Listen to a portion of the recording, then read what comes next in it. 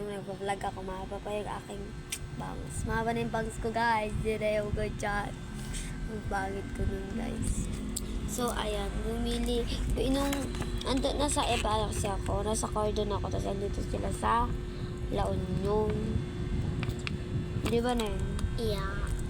So, kasama na kami ng baboy na to. Kung kaaway ko. Tapos binilan ko si mama ng fake nails ng ito. Ayan. Yan yung binili ko kay mama. Kasi sa kanya yung purple. Tapos hindi pala gumagamit ng ganyan si mama.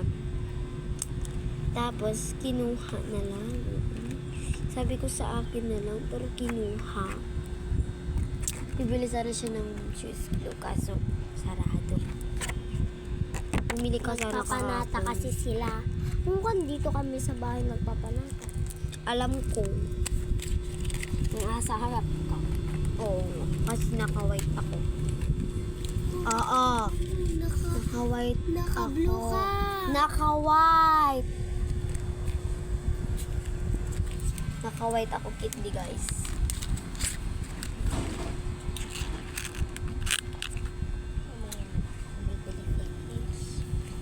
Mamaya bibili ng fake nails.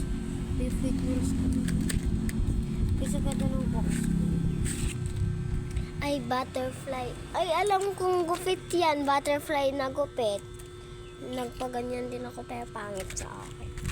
Pangit kasi ang ugali. pinakamagusto ko yung andito niya. Wolf cut. Saan? Yung dito niya kasi ang ganda. Ang haba. Case dyan daw yung gusto niya. Apaka-OA. Ubus na, guys. Inubos ng babae. Tapos mo.